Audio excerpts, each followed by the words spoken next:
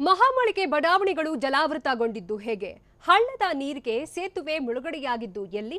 ಅದ್ಯಾವ ಗ್ರಾಮಗಳಿಗೆ ಜಲ ದಿಗ್ಬಂಧನ ಹಾಕಲಾಗಿದೆ? ನಟಿ ಕಂಗನಾ ವಿರುದ್ಧ ಎಫ್ಐಆರ್ ದಾಖಲು ಮಾಡಿದ್ದು ಯಾಕೆ? ಇಂಥ ಕೌತುಕದ ಸುದ್ದಿ ನೋಡೋಣ ಸ್ಟೇಟ್ ನ್ಯೂಸ್ ಎಕ್ಸ್‌ಪ್ರೆಸ್‌ನಲ್ಲಿ.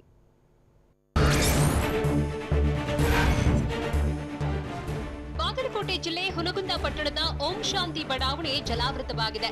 ಕುಂಬಾರ ಓಣಿಯಲ್ಲೂ ಮಳೆ ನೀರು ನಿಂತಿದ್ದು ಸ್ಥಳೀಯರು ಪರದಾಡುವಂತಾಗಿದೆ. ಇದರಿಂದಾಗಿ ಸೂಕ್ತ ಸೌಲಭ್ಯ ಕಲ್ಪಿಸದ ಅಧಿಕಾರಿಗಳ ವಿರುದ್ಧ ಆಕ್ರೋಶ ವ್ಯಕ್ತಪಡಿಸಿದ್ದಾರೆ. ತಹಶೀಲ್ದಾರ್ಗೂ ತರಾಟೆ ತೆಗೆದುಕೊಂಡಿದ್ದಾರೆ. ಈ ವೇಳೆ ತಹಶೀಲ್ದಾರ್ ತಾತ್ಕಾಲಿಕ ಸೂರು ಕಲ್ಪಿಸುವ ಭರವಸೆ ನೀಡಿದ ಬಳಿಕ ಧರಣಿ ಕೈಬಿಟ್ಟಿದ್ದಾರೆ.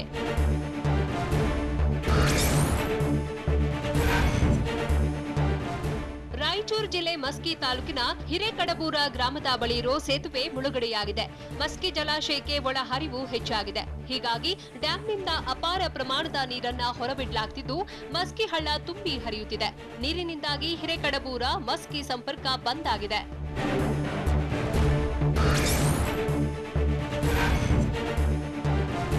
ವಿಜಯಪುರ ಜಿಲ್ಲೆ ತಾಳಿಕೋಟೆ ಹೊರವಲಯದಲ್ಲಿರೋ ಸೇತುವೆ ಭಾರೀ ಮಳೆಗೆ ಮುಳುಗಿದೆ.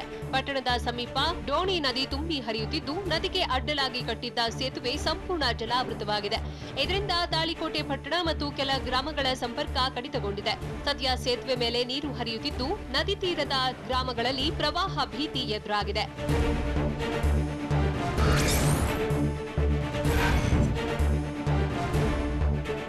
ಬಂಗಾಳಕೊಲ್ಲಿಯಲ್ಲಿ ವಾಯುಭಾರ ಕುಸಿತವಾಗಿರುವುದರಿಂದ ದಕ್ಷಿಣ ಕನ್ನಡ ಜಿಲ್ಲೆಯ ಹಲವೆಡೆ ಭಾರೀ ಮಳೆಯಾಗುತ್ತಿದೆ. ಹೀಗಾಗಿ ಹವಾಮಾನ ಇಲಾಖೆ ಕರಾವಳಿಯಾದ್ಯಂತ ರೆಡ್ ಅಲರ್ಟ್ ಘೋಷಿಸಿದೆ. ಮೀನುಗಾರರು ಸಮುದ್ರಕ್ಕೆ ಇಳಿಯದಂತೆ ಸೂಚಿಸಿದೆ. ಅಲ್ಲದೆ ಸಮುದ್ರದಲ್ಲಿ ಅಲೆಗಳ ಅಬ್ಬರ ಹೆಚ್ಚಾಗಲಿದ್ದು ಮೀನುಗಾರರು ಎಚ್ಚರ ವಹಿಸುವಂತೆ ತಿಳಿಸಲಾಗಿದೆ.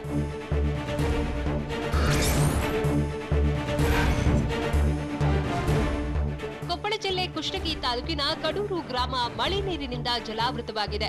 ಭರ್ಜರಿ ವರ್ಷಧಾರೆಗೆ ಮನೆ, ಶಾಲೆ, ದೇವಸ್ಥಾನಗಳೆಲ್ಲ ನೀರು ನಿಂತಿದ್ದು ಸ್ಥಳೀಯರು ಕಂಗಾಲಾಗಿದ್ದಾರೆ. ಗ್ರಾಮದ ಹೊರವಲಯದಲ್ಲಿರೋ ಹಳ್ಳ ಮಳೆಯಿಂದ ತುಂಬಿ ಹರಿದಿದ್ದರಿಂದ ನೀರು ನುಗ್ಗಿ ಅವಾಂತರ ಸೃಷ್ಟಿಯಾಗಿತ್ತು.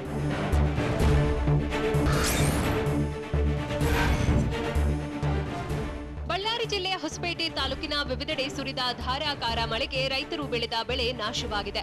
ಜಂಬುನಾಥನಹಳ್ಳಿ ಗ್ರಾಮದ ಬಳಿಯ ರಾಯರ ಕೆರೆಯಲ್ಲಿ ಜಮೀನುಗಳು ಮುಳುಗಿವೆ. ಅಲ್ಲದೆ ಕಬ್ಬು, ಮೆಕ್ಕೆಜೋಳ, ಬಾಳೆ ಸೇರಿ ವಿವಿಧ ಬೆಳೆಗಳು ನೀರಲ್ಲಿ ಮುಳುಗಿವೆ.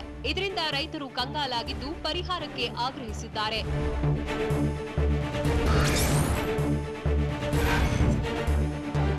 ತುಮಕೂರಿನ ಕ್ಯಾತಸಂದ್ರ ಪೊಲೀಸ್ ಠಾಣೆಯಲ್ಲಿ ಬಾಲಿವುಡ್ ನಟಿ ಕಂಗನಾ ರಣಾವತ್ ವಿರುದ್ಧ ಎಫ್ಐಆರ್ ದಾಖಲಿಸಲಾಗಿದೆ. ಕೋರ್ಟ್ ನಿರ್ದೇಶನದ ಮೇರೆಗೆ ಪೊಲೀಸರು ಕೇಸ್ ದಾಖಲಿಸಿದ್ದಾರೆ. ಕಂಗನಾ ತಮ್ಮ ಟ್ವಿಟರ್ನಲ್ಲಿ ಕೇಂದ್ರದ ವಿರುದ್ಧ ಪ್ರತಿಭಟನೆ ನಡೆಸಿದ್ದ ರೈತರನ್ನ ಭಯೋತ್ಪಾದಕರು ಅಂತ ನಿಂದಿಸಿದ್ರು. ಹೀಗಾಗಿ ನಟಿ ಹೇಳಿಕೆ ವಿರುದ್ಧ ವಕೀಲರೊಬ್ಬರು ಕೋರ್ಟ್ ಅರ್ಜಿ ಹಾಕಿದ್ರು.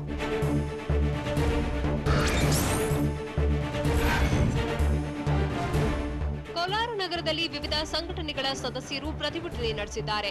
ಮಹಾಲಕ್ಷ್ಮಿ ಬಡಾವಣೆ ಬಳಿ ರಸ್ತೆ ತಡೆದು ಹದಗೆಟ್ಟ ರಸ್ತೆಗಳನ್ನು ದುರಸ್ತಿಗೊಳಿಸುವಂತೆ ಆಗ್ರಹಿಸಿದ್ದಾರೆ.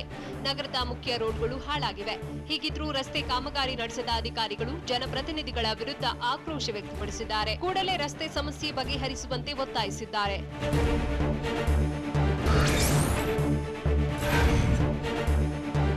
ದಕ್ಷಿಣ ಕನ್ನಡ ಜಿಲ್ಲಾಧಿಕಾರಿಗೆ ಕೊರೋನಾ ಪಾಸಿಟಿವ್ ಇರೋದು ದೃಢಪಟ್ಟಿದೆ. ಡಿಸಿ ರಾಜೇಂದ್ರ ಕೆವಿ ಸೇರಿ ಪತ್ನಿ ಮತ್ತು 2 ವರ್ಷದ ಪುತ್ರನಿಗೂ ಸೋಂಕು ಇರೋದು ಖಚಿತಪಟ್ಟಿದೆ. ಯಾವುದೇ ರೋಗ ಲಕ್ಷಣ ಇಲ್ಲದಿದ್ರೂ ಡಿಸಿಗೆ ಪಾಸಿಟಿವ್ ಬಂದಿದ್ದು ಹೋಮ್ ಕ್ವಾರಂಟೈನ್ ಆಗಿದ್ದಾರೆ. ಆನ್ಲೈನ್ ಮೂಲಕ ಜಿಲ್ಲಾಧಿಕಾರಿ ಸಭೆಗಳನ್ನು ನಡೆಸುತ್ತಿದ್ದಾರೆ.